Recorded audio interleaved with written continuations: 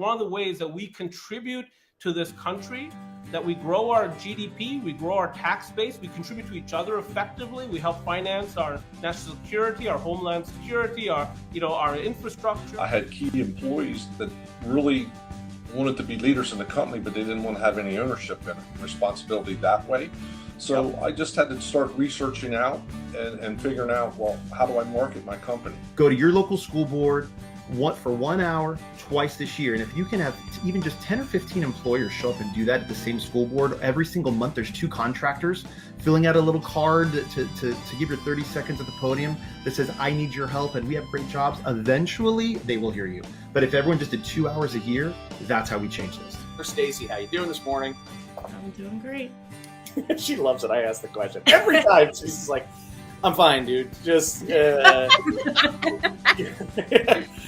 little much. And I say to that owner, I said, so you're not willing to invest in yourself?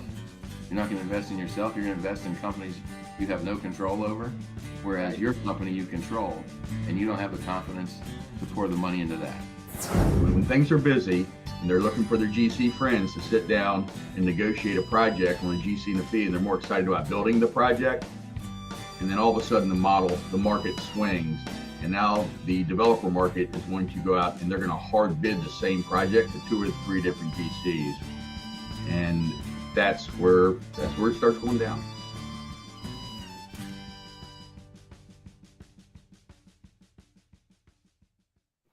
It's morning huddle time. Good morning. Thank you so much, Mark, Stacy. It's a beautiful morning where I am. I hope that it's the same for both of you. Stacy, how are you this morning? I'm doing great. I had a great Mother's Day. Did you guys celebrate too? Wonderful. Of course. Spoil the moms in your life. What'd you do for Mother's Day, Stacy? We just spent time together as a family. We're a little sick too, but just some time at home. Right on. Really good deal. Special. Just being taken care of, I'm guessing. Yes. Yeah, that's the ticket, right? It's like the one day that the only person mom has to take care of is herself, theoretically. Yeah. That almost worked in my house. 3 kids, the little one too. It's just never. So I got to tell you, for me, my dishwasher is out of commission. Ugh. And I feel like it's 1914 in my house right now. Like it's, I don't know how anybody got anything done aside from just washing dishes 100 years ago. I'm losing my mind. It's absolutely out of control. Then imagine doing the clothes too. Remember the rack, the suds, imagine trying to pull that off.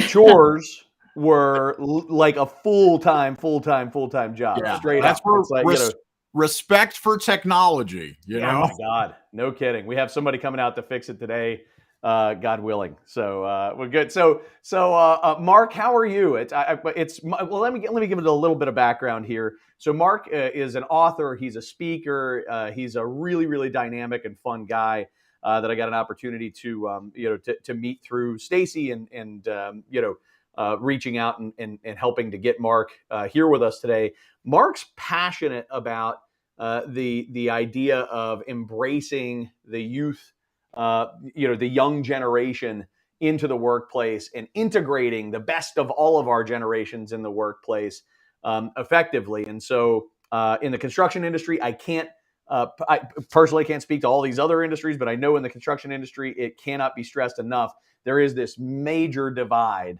generationally, and I look forward very much to having you come in and sort of speak to that. Mark, what else would you tell us about yourself? Well, I'm a speaker, like you said. I give 80 to 85 keynote speeches a year across North America. I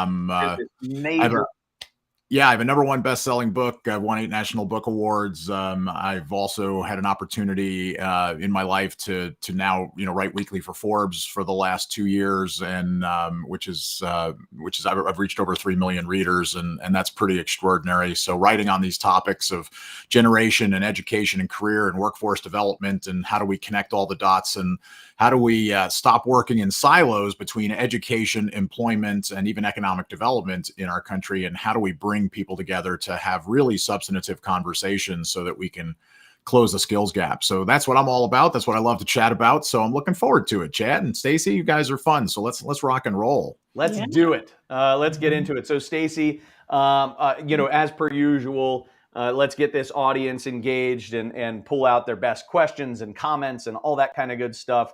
And we'll reconvene. We'll pull you back in with about 10 minutes to go to get some of that, audience-based feedback, and get some custom answers from Mark to what the audience is thinking about and talking about. Good deal? Yep, sounds good. Awesome. See you soon. So Mark, let's talk. I just as a starting point on this topic, why are you so passionate about generations in the workplace? What lit this spark for you?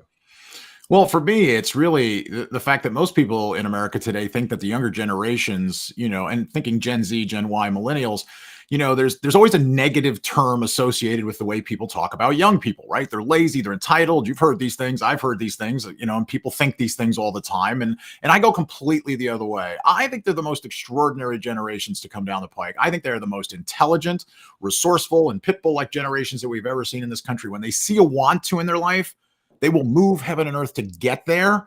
Our challenge, though, as parents, educators, employers, is getting them to want something.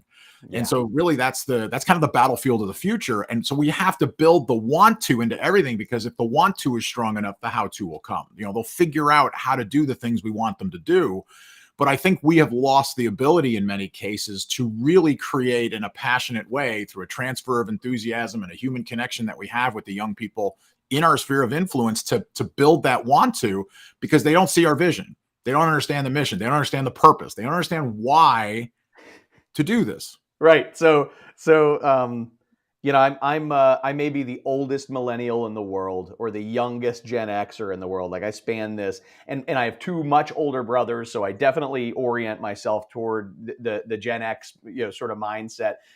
But yet I'm surrounded with and I'm friends with a lot of millennials, and I find that there's this big gap in the way that I view the world and the way that they view the world, where I'm like, you're, how do I put it? You have a job. You were hired, and therefore you owe them everything you've got, because you're getting a paycheck, and there's a job description, damn it, and it's time to put your head down and do all the work. And that is just simply not how the folks that I'm talking to are wired. So you talk about that want to, and I do think that there's just a fundamental difference, and here's where the value judgment comes in, right? You can even hear it in my tone, right? As immediately I'm like, you're getting paid for it. Don't be lazy. Just get out there and work for it, kind of thing. And I wish you luck. And I wish you luck with that, Chad. I do. I wish you. No, I'm not saying it works. I wish you Godspeed. I Godspeed with all of that. I think that's really, really nice. I'm not sure what kind of success you're going to have with that today, because the world, my friend, has changed. Right. We're in a completely different set of circumstances today. And, there are two ways to look at the young people in your sphere of influence. You can either look at them as a problem to be solved, which is what most people do, or you can look at them as a tremendous resource to be unleashed within your home, your classroom, your place of business. And so if you look at them with the second set of eyes, you are significantly further along down the road to connecting, engaging, answering why, and getting them on your side, team, vision, mission, the whole bit. However, Gen Z, for example, 8 to 25 years old, is the least transactional generation to come down the pike ever. And what you're talking about is transactional. I'm giving you money, you're giving me your efforts, and why don't you just do that? Well, they will for a short time. But if you do not have a vision and a mission and something as an organization that you are trying to accomplish, as an example, right? Construction field, manufacturing, you name it, it's all the same. If you do not have a vision where the pride of their contribution actually adds to the greater good, if they cannot attach themselves to what you're trying to accomplish, and by the way, what you're trying to accomplish cannot be shareholder value and simply making money. There has to be a greater good. And if you can build that vision and they can attach to it, then you can keep them. Then the revolving door of people coming in and going out and trying to find people is significantly easier and less of an issue. But see, in far too many places as employers across the country, and I speak to chambers of commerce and economic development groups and business and industry. I just did the Pennsylvania statewide keynote speech for workforce development on Friday. I followed the governor of Pennsylvania. And I told them the same thing. I was like, if you are working and trying to develop younger generations and you think the secret is that you're not going to change and you're expecting them to come where you are, you have a challenge. You better meet them where they are, and recognize that the world's just different today. And you can unleash them. And if you can unleash Gen Z, it works for every other generation. Yeah.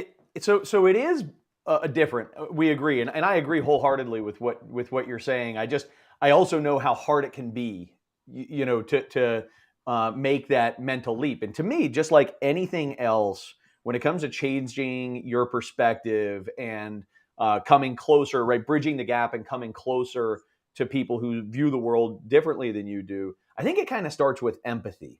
So I don't know, maybe you have some hypothesis, or maybe research, but some hypothesis for help us understand why the younger generations, the millennials and the Gen Zs entering the workforce, why are they wired the way they are? What's that about? Help us to develop some empathy there.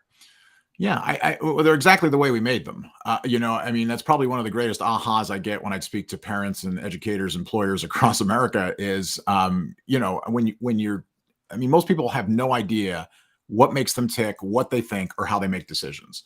But they're exactly the way we made them. So look in the mirror in the morning and go, it's me. Yeah, I'm the drama. Yeah. And so what you have to recognize, though, is that they are extraordinary. They are the most intelligent, and all these things that I mentioned earlier on, in our session here. But one of the keys, I'll give you just one of the keys, is that they require a human connection to move forward. With you as an employer, with you in an educational scenario, with you as a parent, they have to have a human connection. It's a non-negotiable. They're the first generation in history that a human connection is non-negotiable.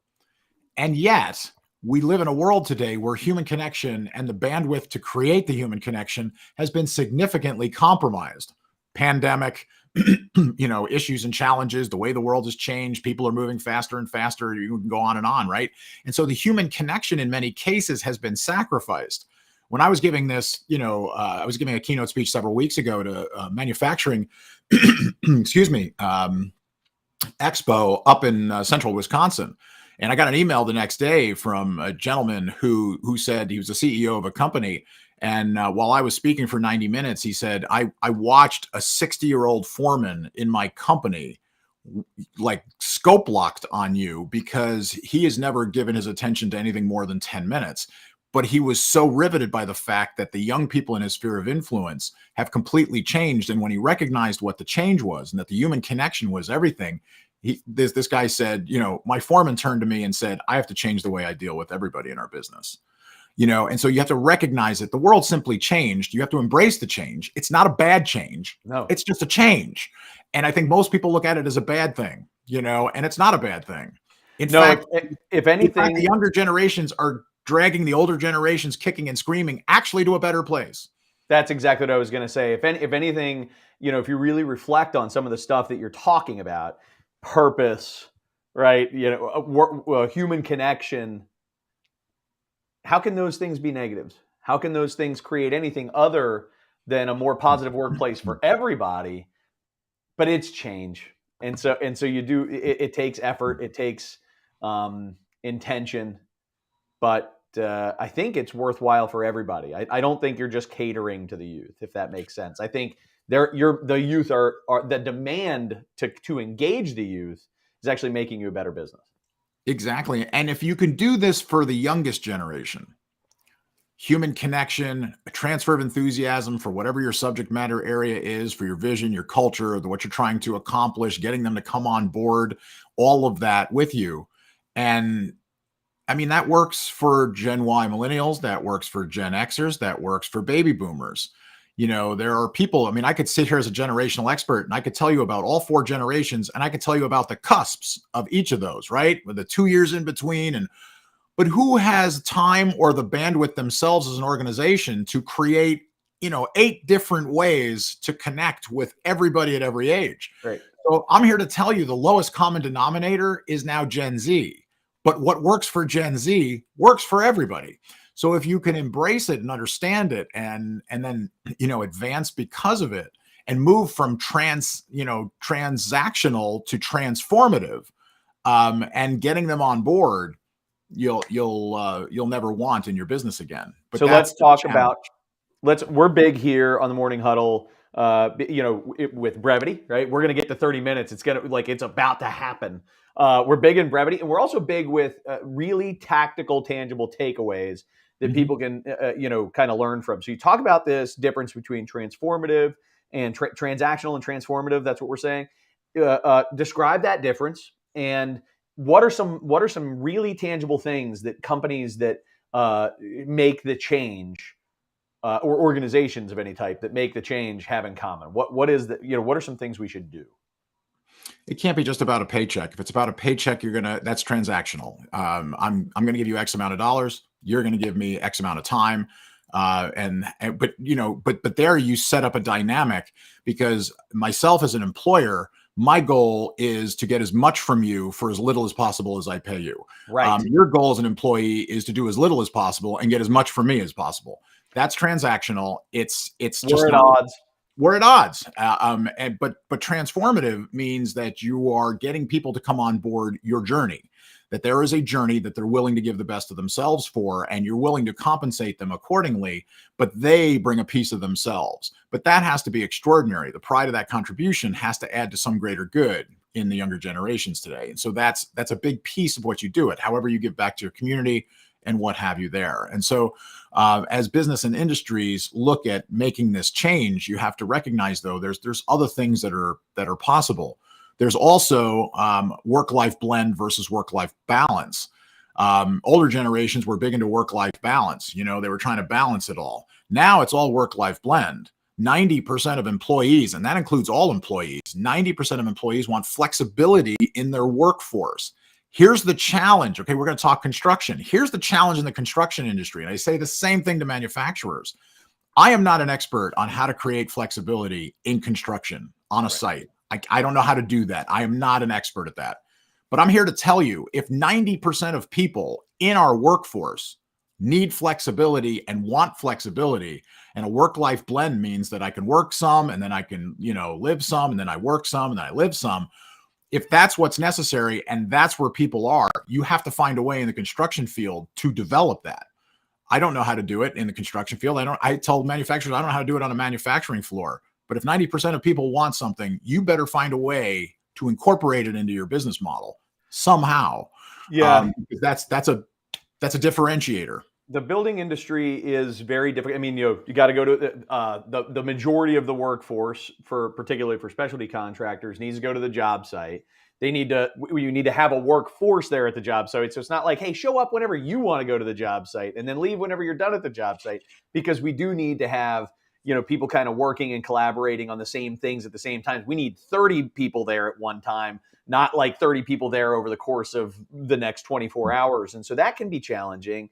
But I think that the earliest stage, what I'd be taking away from this conversation, Mark, is that, at the very least, let's engage our employees and talk to them about work-life blend. Let's talk to them about what they'd like to see happen, and let's see what we can do in the name of progress to create that, a better atmosphere. Maybe you offer 3 different schedule types where, maybe it's you offer 4 10s to field employees, and that's an option for these guys to choose from. Maybe you offer 3 12s and a 5, or, whatever, that different type of stuff.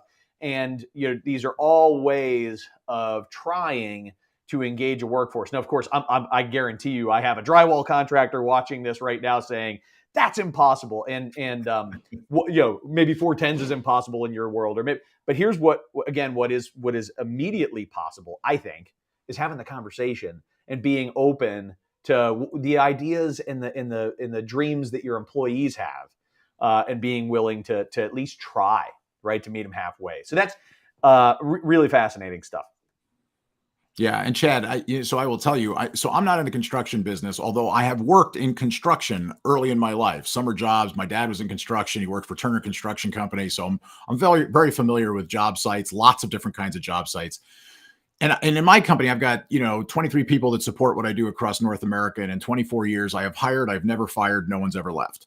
And I'm here to tell you, it's not because I am the greatest boss. It's because I simply was understanding enough to create a fantastic vision that people connect to, and do the things that we're talking about here. And so I don't have this revolving door. We're virtual now. We used to be more in office. Now we're more virtual. It's a work-life blend for everybody. I tell everybody up front, I said, family comes first. What you need to do with your kids, you do not need to ask for permission. You do not, but you go to the game, you go to the doctor, you do what you need to do, live it around your life. If you need to work for 2 hours and take 2 hours off, and then work for an hour and take 2 hours off, however you need to work it, every day can be unique for you. And what I have found over the years of doing this is that my organization works way more than 40 hours a week. They work nights, weekends, holidays, vacation times. They're always engaged. I can't get them to shut down. They so buy into the vision of where we're going to transform both education and workforce development in this country that they're all in. And that can be created in businesses across America, but you have to take the time to recognize why the world has changed, how the world has changed, and how you have to adapt in this inflection point accordingly. Love it. I love it. There's like 7 more topics I'd like to get into with you. So I hope that maybe next season you'd be willing to come back on and run down things like what are the competencies that young people should be having coming into the workforce. Mm-hmm. There's all kinds of areas that I'd like to run down with you, but our audience has some questions, and I want to bring Stacy in here to funnel some of that stuff to you, so we get the people who joined us live what they were looking for. Yeah. We have a couple questions. So before I start off with this one question, just a short story. I had a lot of interns that worked under me, and one of the struggles was the cell phone usage. And I remember having a one-on-one meeting with one of my interns and telling her what we had planned for this event that we were planning, and she pulls out her phone and she starts, on her phone right during our meeting. And I'm thinking, like, that's rude, you're texting, but here she's looking up things as we're talking. And I've had so many conversations with people in leadership roles that had similar, circumstances where they're always pulling out their phone and they don't have boundaries with that situation. So I was just wondering what kind of advice, and Mark had a great question here. How, in your opinion, has technology in the digital world altered generational groups?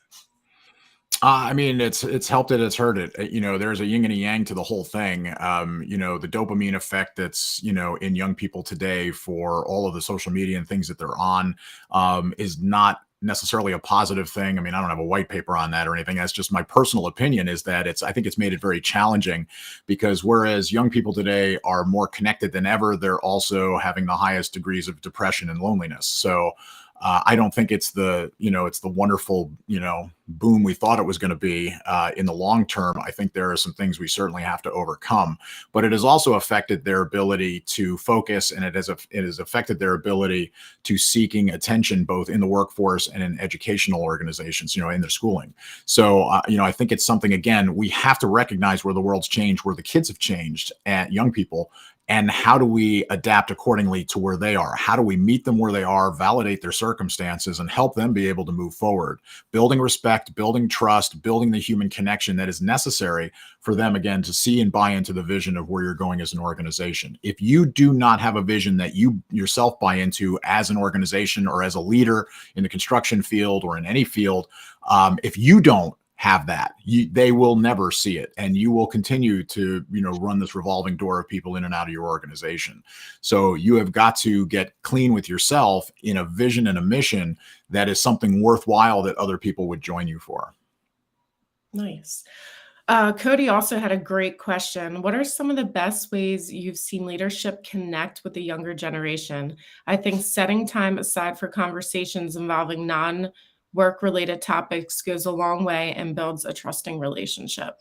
Yeah, I think it's the power of understanding how they think. Part of how they think is that between lifestyle and career, every decision they make is based on how it affects their lifestyle. We spend almost no time talking to the people in our sphere of influence about the lifestyle goals and wants that they long for. But understanding, I mean, two questions I love to ask young people in my sphere of influence is, what do you love to do? What do you do well? And having a lifestyle conversation dovetail into a career one. And even as an employer, understanding the lifestyle wants and desires of the people in your charge, and then understanding how that intersects their career choices and opportunities. So they're trying to find the perfect intersection of career and lifestyle. What gives them whatever it is they're looking for.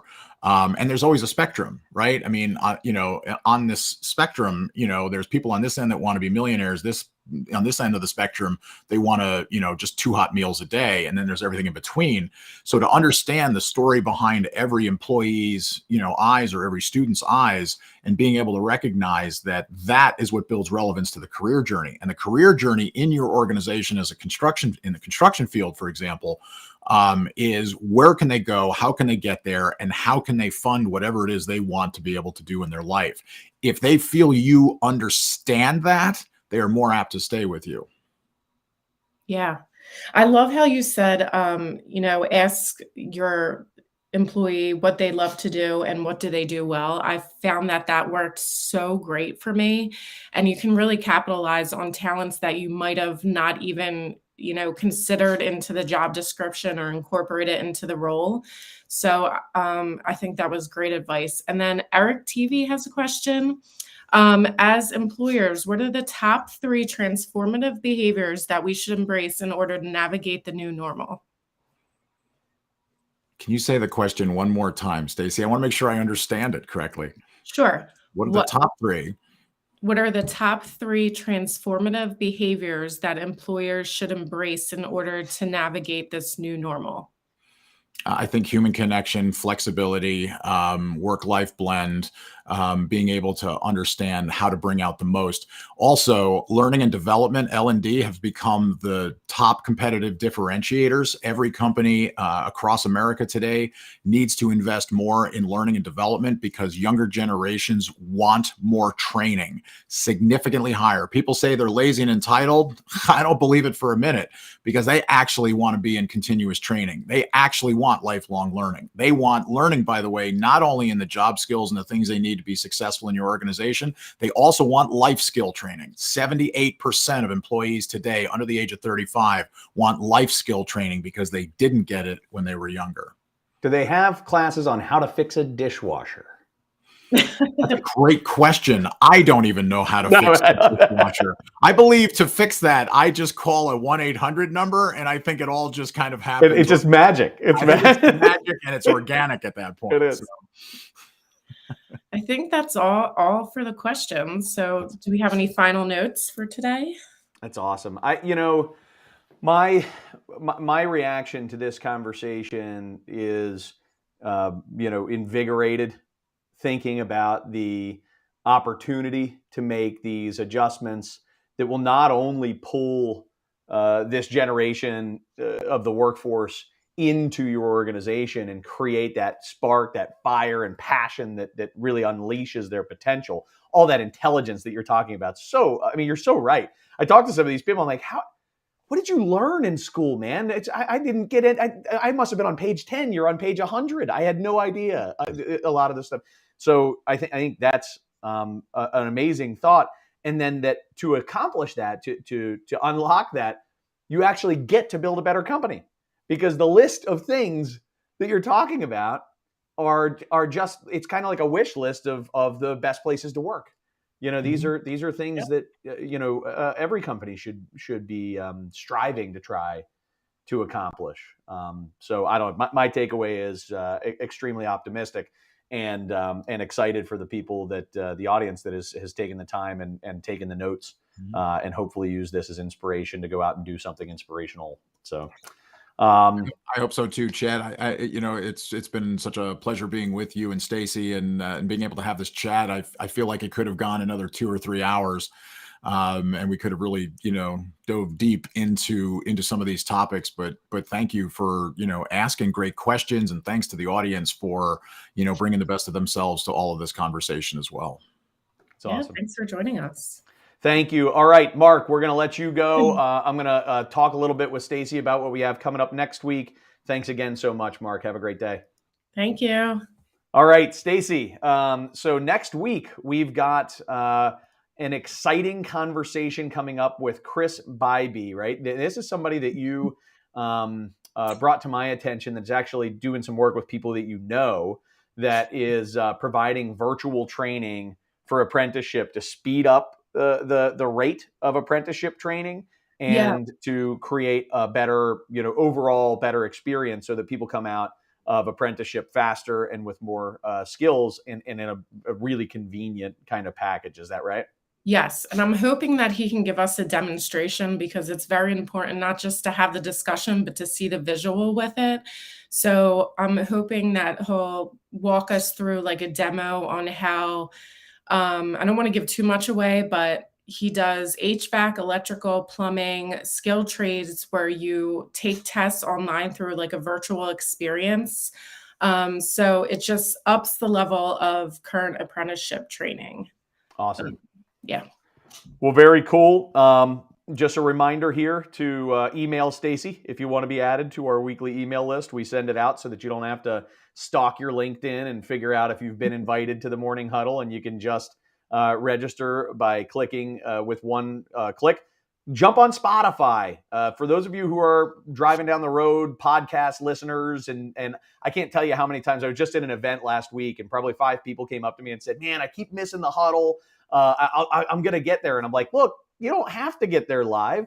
If you can't get there live, just download the Spotify, download Spotify, follow us on Spotify. I'm going to be adding Apple Music here in the next couple of weeks, Apple Podcast, that is, in the next couple of weeks. And so we'll be on wherever you get your podcasts as well. And if you're like me, you're driving down the road, this is, a perfect time to catch up on everything that you've missed. So please check it out and give me a call, or I'm sorry, shoot me an email or Stacy an email if you have any questions or frankly, if you or someone would like to be a guest. We are setting up guests for season 3, which is coming up in the fall. All right. Have a Mark's comments. Awesome. All right. Have a great one. See ya. See ya.